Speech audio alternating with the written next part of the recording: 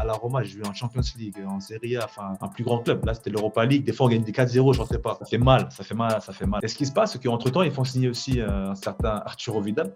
Ok.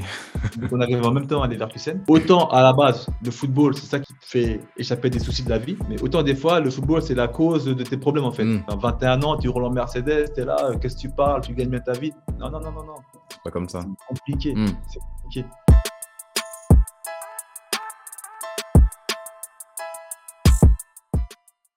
L'essence même du football, ça reste le jeu. Au-delà de l'argent, au-delà de la fame, tout ça, ça reste le jeu. Donc j'avais envie de partir en prêt. Moi, j'ai toujours voulu revenir en France, mais à l'époque, donc, il y avait Rudi Voller, qui était le directeur sportif de Leverkusen, qui était avant la Roma, qui avait des mots avec la Roma. Il a tout fait pour récupérer la Leverkusen. Donc je pars à Leverkusen avec la garantie d'avoir du temps de jeu, avec un groupe jeune à l'époque, tout ça. À l'époque, il y avait Arturo Vidal qui commençait. Il y avait un bon groupe. Donc je vais là-bas, je finis même après 2 ans même, pour te dire. Ok. Ben, je ne joue pas du tout parce que le coach ne voulait pas du tout me faire jouer. Ça veut dire que du début de saison, quand je signe là-bas jusqu'à décembre, je fais 0 match littéralement, 0 match. Je pense que j'ai fait dépression là-bas aussi parce que je n'étais pas bien du tout. J'étais au bout de ma vie.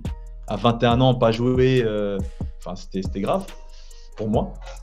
Et puis donc j'arrive à un moment, décembre. Je me dis, bon, moi, je pars. Ils me font jouer mes 2 derniers matchs en décembre, mais bon, le choix était déjà fait. Toutes ces années-là, je n'ai pas posé la question. Tu étais seul? Parce que là, maintenant, je sais qu'aujourd'hui, tu as une famille. Je ne sais pas quand tout ça a commencé pour toi, mais tu étais seul à cette époque-là? Bah, ça a coïncidé avec la rencontre de ma femme, même si on se connaissait depuis très longtemps. Justement, et c'est là que je me suis dit, ça se passe mal au côté football. Il faut que je fasse en sorte que ça se passe bien aussi dans ma vie, que je sois bien entouré, tout ça, parce que je pense que c'est important l'entourage. Après, moi, d'un point de vue personnel, j'avais toujours envie d'avoir beaucoup d'enfants, tout ça, de me poser rapidement. Et j'ai eu la chance d'être avec ma femme et on s'est rapidement mariés. J'avais 22, 23 ans et après, mon premier enfant est arrivé dans la foulée.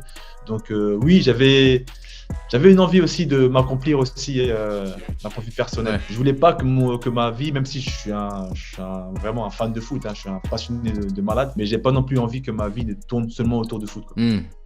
J'avais envie d'avoir une vie de côté aussi. Quand tu vis un épisode comme à Leverkusen où tu te dis, mais quand sur le terrain ça se passe mal et que tu n'as rien autour, la vie elle devient très vite très sombre. Exactement. Ben moi, c'est exactement ce qui s'est passé à Leverkusen. Parce que quand je rentrais après chez moi, la prochaine chose c'était attendre le prochain entraînement en fait.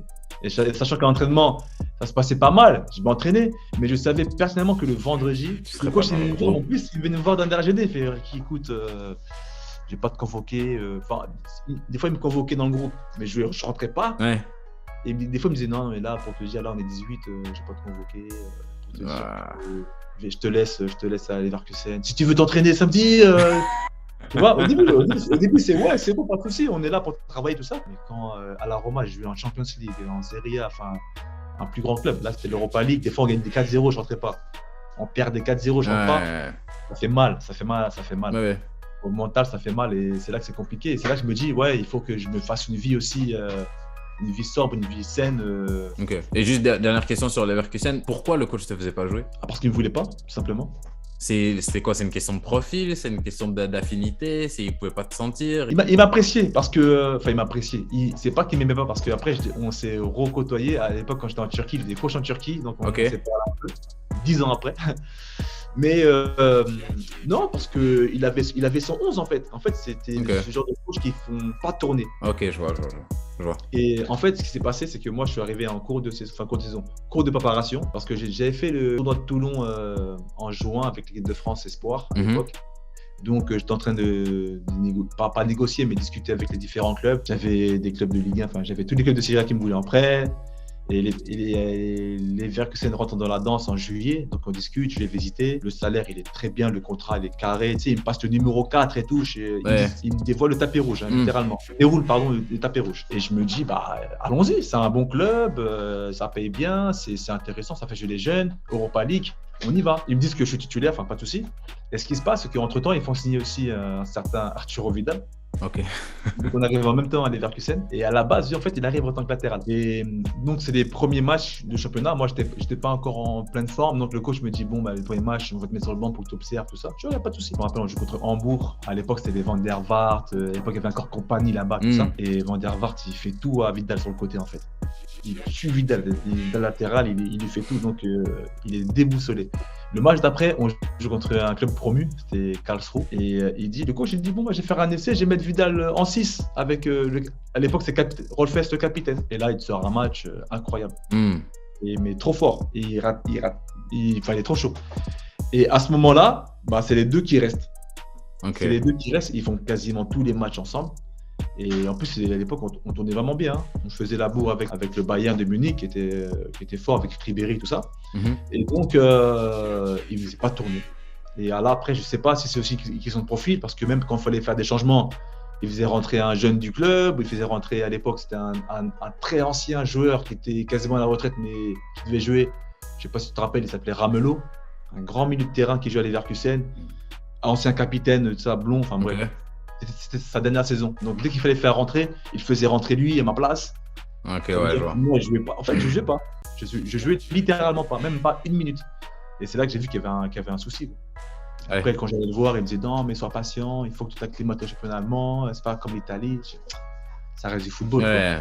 Oli Voleur qui était assez gêné parce que c'est lui qui m'a fait venir, qui me disait ouais, Ricky, sois patient, sois patient. Et même quand je voulais partir en décembre, ils m'ont dit non, reste, s'il te plaît, tu vas jouer. J'ai fait, les gars, j'ai fait 2 fois 10 minutes en 6 mois, je peux pas rester comme ça. En plus, c'était à l'époque où j'étais en espoir, tout ça, j'étais plus appelé en espoir, je pétais un plomb. Donc, Tout ça a joué sur ton moral au point de peut-être toucher à une dépression. Après, on n'a pas le diagnostic, mais c'est comme ça que tu l'as senti. En fait, avec le recul, aujourd'hui, maintenant avec l'expérience que j'ai acquis, tout ça, à la trentaine, j'avais les symptômes d'un dépressif. Tu sais, quand tu restes assis dans le noir pendant des heures et des heures à rien faire, juste à réfléchir, c'est des symptômes dépressifs. Quand tu ne dors pas la nuit, tu ne veux pas aller au travail, tu ne veux pas être entraîné, tu n'as qu'une envie, c'est de repartir chez toi parce que tu sais que en fait c'est un cercle difficile parce que autant à la base, le football, c'est ça qui te fait échapper des soucis de la vie. Mais autant des fois, le football, c'est la cause de tes problèmes en fait. Donc quand je suis chez moi, je suis pas bien, j'ai pas vu d'aller à l'entraînement, mais d'un côté, c'est bon, je vais jouer au foot, mais je vais m'entraîner. Je sens la patate, je sens un peu la douille, donc je me dis, vas-y, t'es pas bien aussi, donc tu veux vite rentrer chez toi. Mais dès que tu rentres chez toi, c'est la même chose. Pas bien. T'es pas bien, t'es en dépression, littéralement, t'es en dépression. Après, j'avais aussi un peu ma vie, j'essayais de vivre ma vie. Mais à 21 ans, c'était pas une vie. Ouais. C'est là que tu vois que il y a des cas, il y a des vrais cas en fait. Nous, on se dit ouais, le mec, il est. Tu sais, à l'époque, je roulais en Mercedes. Hein. Donc personne ne savait que j'étais en mode dépressif. À 21 ans, tu roules en Mercedes, t'es là, qu'est-ce que tu parles, tu gagnes bien ta vie. Non. C'est pas comme ça. C'est compliqué.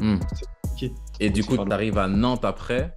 Et là, pour le coup, ça se passe beaucoup mieux. Ouais, beaucoup mieux. Je retrouve du temps de jeu, je prends du plaisir à jouer. En plus, on est en Ligue 2, on monte facilement en Ligue 1. Donc il y a aussi un objectif qui est atteint. C'est tout pour l'extrait d'aujourd'hui, j'espère qu'il vous a plu. Si c'est le cas, likez, abonnez-vous et activez la cloche pour être sûr de ne pas rater l'épisode complet qui sort la semaine prochaine. En attendant, je vous invite à me rejoindre sur Instagram parce que c'est là que je suis le plus actif et que j'interagis quotidiennement avec vous. Je vous invite également à me rejoindre sur TikTok pour des extraits de podcasts inédits et du contenu exclusif. C'est tout pour moi et en attendant la prochaine fois, peace!